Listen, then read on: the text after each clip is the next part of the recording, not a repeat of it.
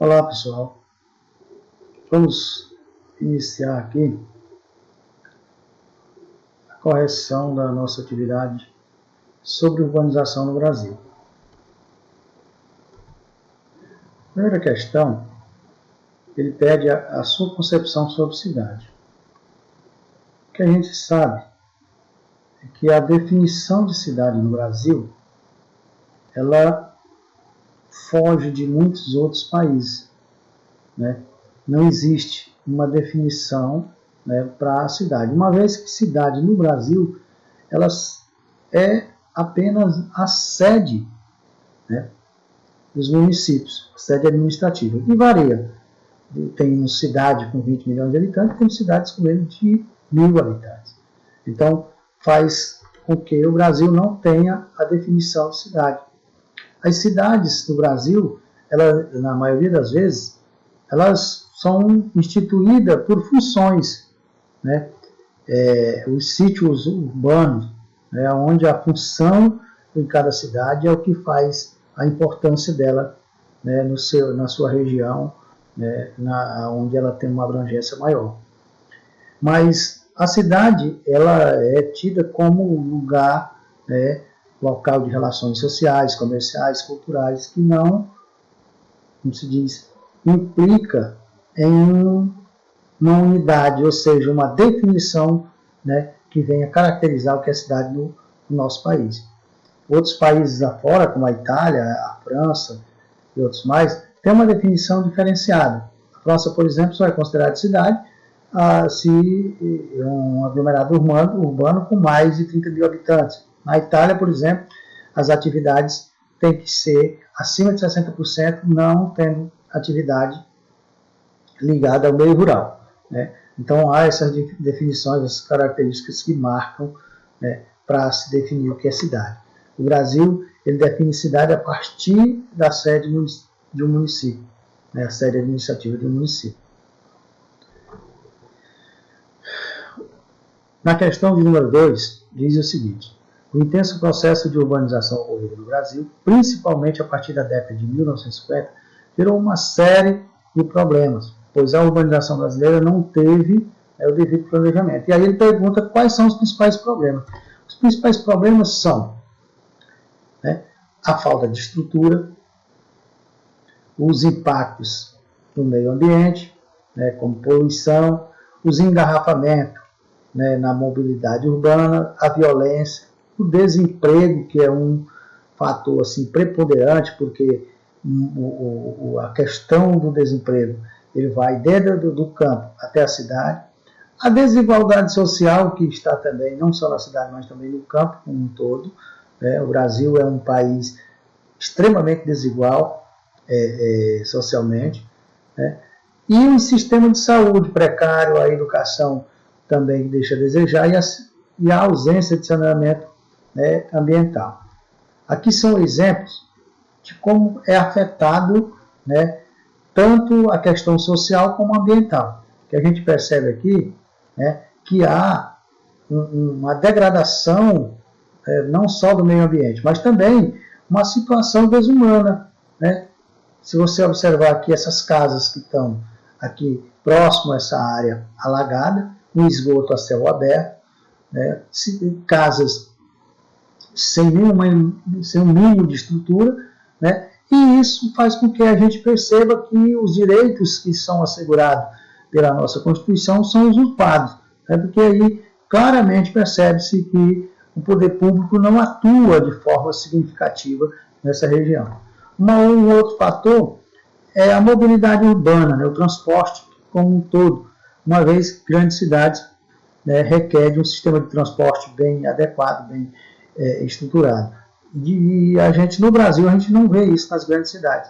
São ônibus lotados, né, com precárias condições, o sistema de metrô viário também não atende a essas necessidades, os trens suburbanos são degradados, depredados, né, e isso tudo faz com que a falta de planejamento e essa urbanização que ocorreu de forma acelerada de 1950 até os dias de hoje, né, deixe a cidade em uma situação mais decadente. dos estudos sobre a urbanização no Brasil, podemos destacar, né? Sabemos que aí aqui eu já destaquei a letra A, né, para me explicar sobre como a influência dessas duas metrópoles, São Paulo e o Rio de Janeiro, né, elas funcionam como metrópoles nacionais por quê? Porque ela tem um poder de influência muito grande sobre todo o território nacional, uma vez que é no chamado eixo Rio-São Paulo, onde está concentrada, né, o coração econômico do país, né, principalmente em São Paulo, e aí é a porta de entrada, né, e saída para o mundo, né, ou seja, as entradas e saídas internacionais, porque lá estão os maiores aeroportos, estão os maiores portos, né, de exportação, e isso faz com que essas duas metrópoles, sem contar que são as duas cidades mais populosas do nosso país, né. Para isso, eu também destaquei, né, Brasília, né? Por quê? Porque além de também ser uma cidade bem populosa, é a sede administrativa da República, né, do nosso país. E Brasília também tem uma influência muito grande sobre todo o território nacional, justamente por ser a sede administrativa, né, que concentra os três poderes, mas também pela grande quantidade de negócios e questões administrativas que são resolvidas em Brasília.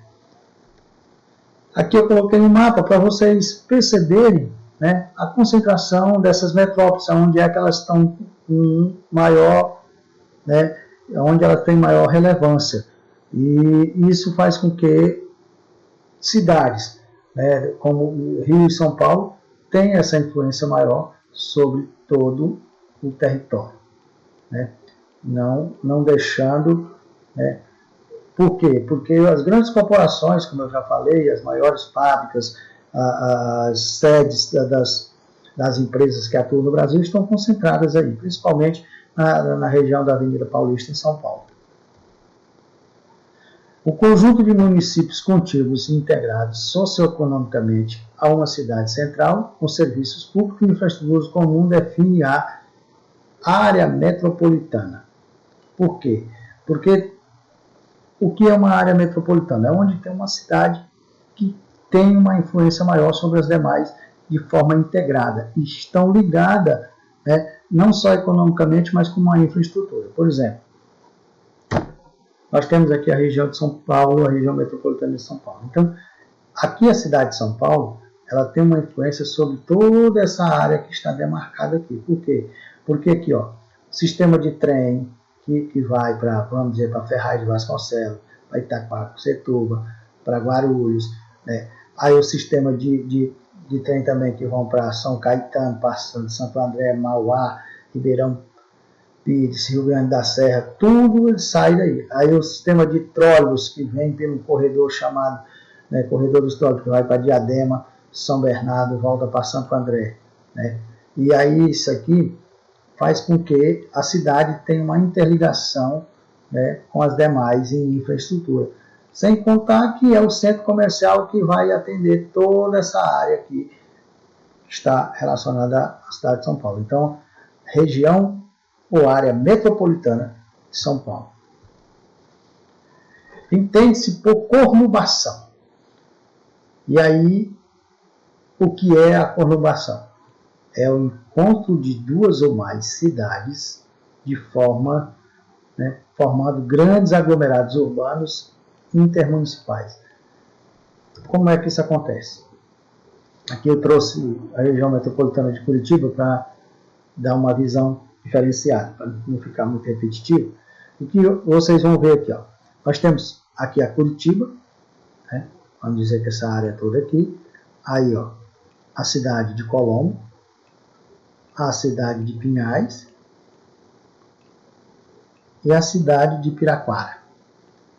Essas cidades, elas são interligadas, né, de uma única mancha urbana, não havendo nenhuma área rural aqui que está, né, fazendo a divisa com elas. Não há um marco natural. Então, o que quer dizer? Quando você sai de uma cidade como Curitiba, você atravessa uma rua, você já está na cidade de Pinhais.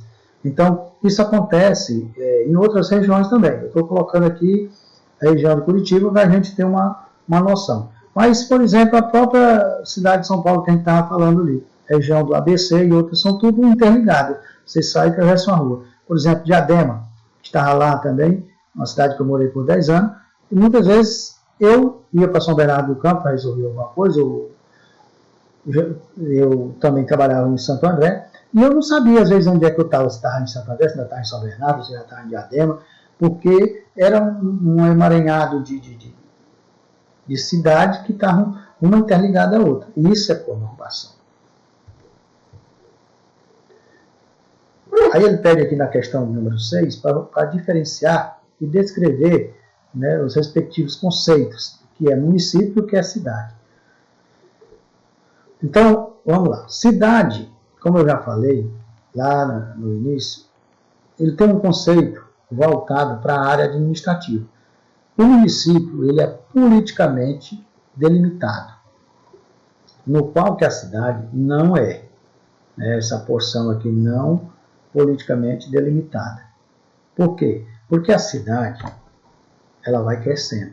Eu tenho uma foto aqui de uma cidade, cuja maioria conhece, né, que é o Juazeiro. A cidade ela vai crescendo e ela não tem uma delimitação. Como a gente viu lá na conurbação, tem cidade que tem seu território todo ocupado já com a área urbana, sem nenhum pedaço de área rural. E o município, ele tem uma delimitação. Aqui a área territorial do município de Juazeiro, ele tem uma delimitação, ele não vai aumentar essa área aqui que está delimitada como município de Juazeiro.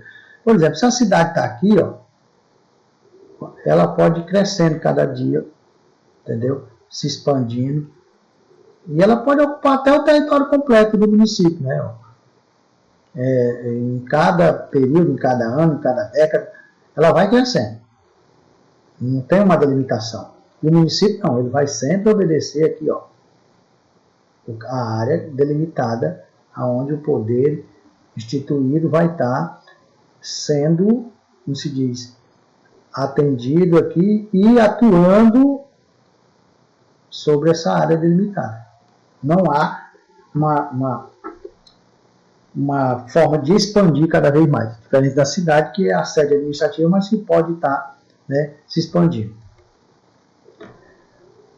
Aí ele diz aqui, na questão de número 7, a intensa aceleração da urbanização brasileira resultou em sérios problemas sociais urbanos, entre os quais podemos destacar. A gente pode destacar uma quantidade infinita de problemas, como se diz, resultante, né, dessa aceleração urbana. Mas o aumento no número de favelas e de cortiço, a falta de infraestrutura que a gente já tratou nas questões anteriores, né, em todas as formas de violência. Esses aí são algo assim, como se diz, que vai estar sempre presente.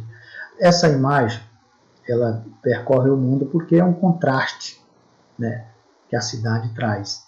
Uma área nobre da cidade de São Paulo e uma favela do lado. Nós temos aqui um prédio luxuoso, com todos os glamours que se possa imaginar, piscinas na varanda, tudo, né, área de lazer, e aqui a favela do Paraisópolis, né, que está aqui do lado, que a gente vê aí, ó, construções desordenadas, casas uma em cima da outra, sem o mínimo de estrutura, não tem área de lazer, não tem nada, só esse amontoado, né? E isso aqui é o que a gente chama de segregação social, porque há uma divisão notória aqui, ó, não pelo muro, mas sim pela qualidade de vida entre um e outro, né? Então, as favelas, hoje, elas são marcos muito fortes dentro das cidades brasileiras, justamente por conta dessa aceleração, ou seja, a vinda de muitas pessoas do campo para a cidade acarretou nesse inchaço urbano. Aqui, outras imagens que a gente vai destacando, né, para vocês entenderem do qual a cidade, né, sofre com o crescimento da favelização. Né, ó. Quantidade de casas aqui, barracos que a gente chama, tudo arremendado, papelão com madeirite, telhas, pedaços de telha. Observando aqui, ó, que aqui é um córrego. Isso, quando enche, ele transborda e alaga todas essas casas, sem contar que aqui é uma área de encosta e mananciais, que é onde a retirada da camada vegetal faz com que o solo fique desnudado e encharque rápido, causando aí vários deslizamentos e matando milhares de pessoas, como já tem ocorrido, né? E aqui do outro lado também, uma favela onde a gente percebe aqui a quantidade de lixo e esgoto a céu aberto, sem um mínimo de infraestrutura, né, sem saneamento básico, onde o poder público não passa nem perto, ou seja, uma ausência gritante do poder público, né, e isso faz com que a gente perceba, né, o quanto que os direitos, né, nossos são usurpados, já que a gente tem garantido por lei, né, várias questões como saúde, educação, né, segurança, na própria Constituição. E aí eu vos pergunto, aqui há algum desses direitos sendo mantido, né, que é garantido pela própria Constituição, a nossa lei maior?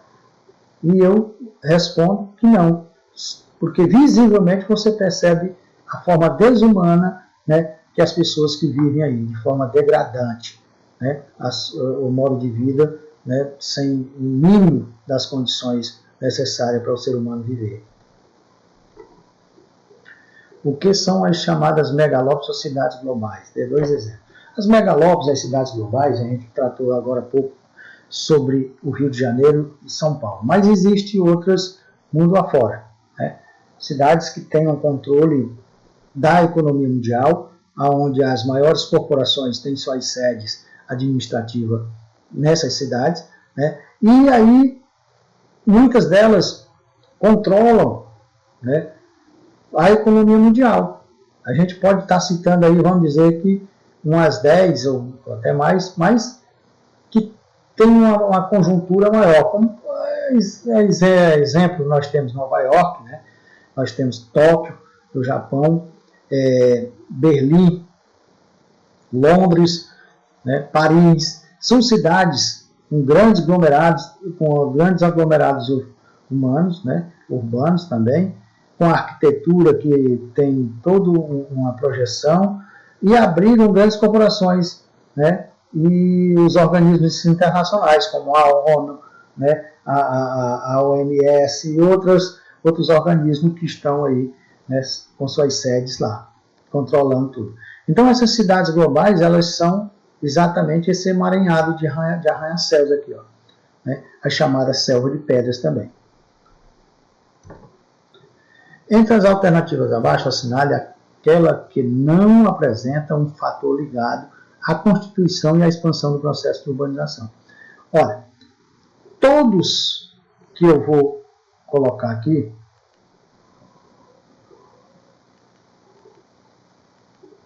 todos que estão aqui, né, com exceção apenas da reforma agrária, todos esses aqui tiveram participação, né, na constituição da expansão do processo de urbanização. O êxodo rural, que foi a grande quantidade de pessoas indo do campo para a cidade, né, foi um dos grandes fatores. A industrialização foi quem puxou esse êxodo rural também aqui.